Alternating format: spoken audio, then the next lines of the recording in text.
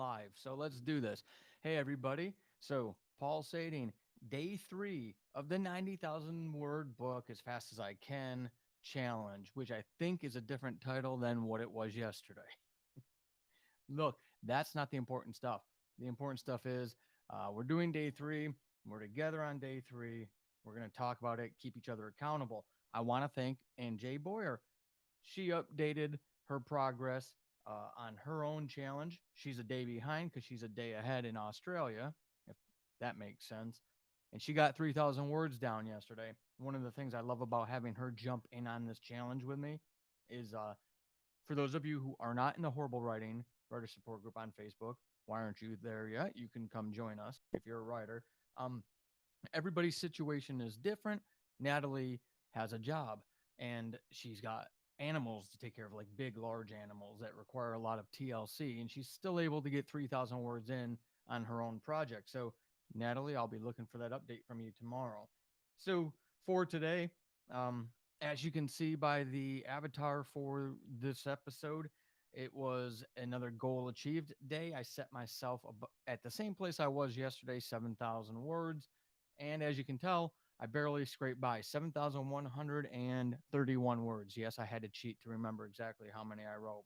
But here's the thing, one of the reasons why I'm documenting this is I'm going to try to do these quicker for everybody so you don't spend a lot of time online if you find this a year from now. But my goal is to still knock out this 90,000 word book as fast as possible. Ultimately, by November 1st, I will be done before November 1st. I swear, if it's the last thing I do. I don't even want to go into mid October, but we'll see. We'll see how that goes. Today, one of the reasons why was technology. I just had some issues with the dictation software. It froze on me, it locked, it wouldn't close. I had to restart the computer, lose my flow, save all the stuff that was unopened on my screens, right? All of that stuff. And it knocked me out of my flow. I don't know about you, but I don't do well when I'm knocked out of my writing flow. I've got a sign on my door that is essentially a do not disturb. And everyone in the house knows that when I'm writing, unless someone's dying or the house is on fire, we don't interrupt me because it's very important to keep that flow. But the other thing was, and this is for those of you who haven't maybe finished your first novel yet, or you're working on your first novel, or you're just playing around with stories to see what you actually want to write, was structurally this chapter today was different. It was what I call a breather chapter. You know, you've got the rising and falling action, and this chapter in the book, it's chapter 3 right now, is a breather chapter because the first 2 chapters are full of stuff. Not only trying to get you caught up and refreshed from the first 4 books in the series, but also adding the new characters, the new storylines as much as possible and as appropriate in those first couple of chapters. So chapter 3, still moving the story forward, but I didn't want to inundate a reader with this tsunami of stuff. I've read books like that, and I'm sure you have too. There's an epic fantasy, I'm not going to name it, that I listened to on audiobook, and I really wanted to like it because it was a different type of culture. It wasn't your, stereotypical green forest, Eurocentric type of medieval fantasy world. But the problem is that the first, I gave it 7 or 8 chapters, maybe 9. I didn't make it to 10. Whatever I made it to, it was above 5. It was every single chapter. I swear it was 7. Every single chapter was action, action, action. And when I mean action, I mean like literally battles, skirmishes, training for battles, talk about battles while they're training for it was just too much of the same thing and too much like this. You can't do that to your readers. So that's what today's chapter was a chance for Zeke to breathe. And Zeke is getting caught up with people from his past. And there's a lot of that kind of low action interaction in the scene, which for me as a writer and as a reader is not very stimulating, but it's necessary. As a writer, you have to write those scenes that serve the story, not you, right? You got to put you to the side. You are a slave to the story. Today was my slave day, and so it's harder for me to write those. That's why I set the word challenge for today it's 7,000 words because that's still higher than my normal threshold before this 90,000 word challenge. I usually would try to aim for 4 or 5,000 words a day. So I'm still challenging myself to work harder at it. But at the same time, I wanted to be realistic because when you set goals, smart goals, the R stands for realistic. I didn't want to set it at 9,000 or 10,000, miss it, and then you've got that negative brain chat going on about yourself and your ability and all that ugly stuff that we creatives do to ourselves. So I kept it high enough, but reasonable through the tech challenges and the slow paced chapter challenge. I still hit the word goal, so I'm feeling good.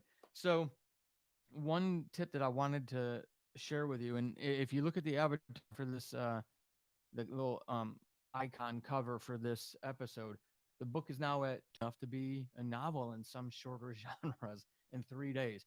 I'm pretty stoked about that. And tomorrow's scene is going to be back into some action. Actually, kind of a nice segue into what I wanted to leave you with because we're at 6 minutes, and I'm promising you I'm not going over 10 minutes anymore because somebody's going to binge this stuff in the future and they're going to really wish I shut up and made these quicker. Here's a tip tool tactic.